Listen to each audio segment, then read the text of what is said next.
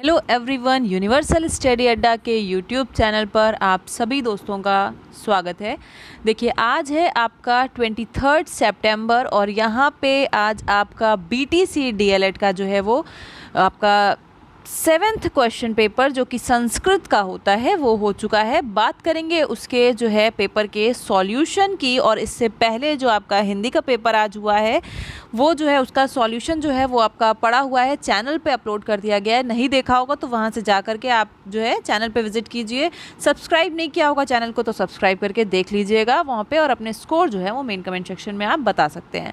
उसके अलावा आज के इस संस्कृत के पेपर में देखिए, सबसे पहले जो आपका वस्तुनिष्ठ प्रश्न यानी जिसे MCQs क्वेश्चन कहते हैं वो 5 क्वेश्चन आते हैं, और यहाँ पे हम सबसे पहले क्वेश्चन की बात करने वाले हैं। देखिए, पहला क्वेश्चन है आपका कि छा का उच्चारण स्थान क्या है। ऑप्शन है आपके पास मूर्धा, कंठ, ओष्ठ या तालु। तो जो छा हम जब बोलते हैं तो इसका जो उच्चारण स्थान है वो हमारे तालु से निकलता है।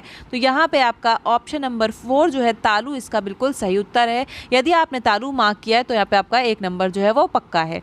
देखिए, नेक्स्ट क्वेश्चन है कि पावका जो है वो संधि विच्छेद है किसका।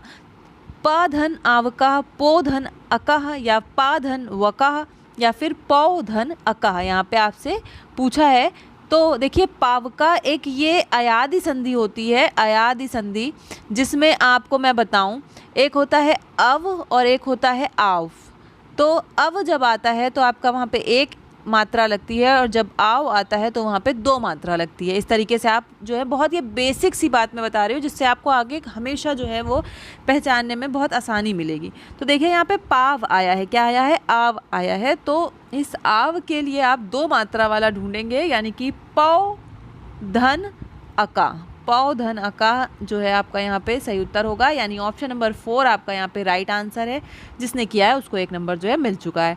देखिए, नेक्स्ट क्वेश्चन आपका 3 है कि नदी शब्द का चतुर्थी विभक्ति का क्या रूप बनेगा। तो नदी शब्द रूप जो है वो आपका इकारांत रूप है, और आपसे पूछा है कि चतुर्थी विभक्ति में एक वचन आपको बताना है।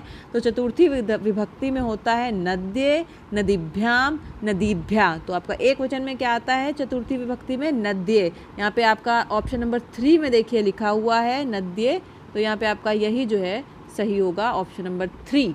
बढ़ते हैं अगले क्वेश्चन की तरफ। और दोस्तों, इसी के साथ वीडियो पसंद आ रहा होगा तो लाइक कीजिएगा, जिन जिन ने भी पेपर दिया है उनके साथ शेयर कीजिए, और चैनल पर नए होंगे तो चैनल को सब्सक्राइब करना बिल्कुल भी मत भूलिएगा। देखिए, क्वेश्चन नंबर 4 है कि एकोनविंशति का तात्पर्य है। एकोनविंशति का तात्पर्य किससे है, 19, 49, 29 या फिर 21।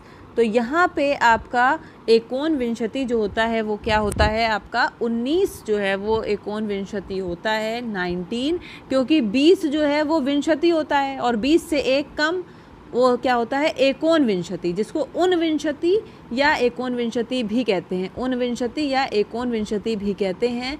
तो ये आपका जो है वो 19 होगा, 19, 19। ये जो है आपका यूपी टेट में भी पूछा गया था, जो अभी इससे पहले यूपी टेट का पेपर हुआ था उसमें आपसे ये संस्कृत के जो वहाँ पे आता है उसमें पूछा गया था कि एकोनविंशति का जो है क्या तात्पर्य है, इसको क्या कहते हैं, 19 या 29। तो आपको एक कन्फ्यूजन हो सकती है माइंड में कि 29 तो नहीं है, दोनों सुनने में एक जैसा लगता है। तो ध्यान रखिएगा कि विंशति को 20 कहते हैं, और एकोन या उन आगे लग जाएगा तो आप उसे क्या कहेंगे, 19, यानी कि 19। ऑप्शन नंबर 1 यहाँ पे आपका सही होगा।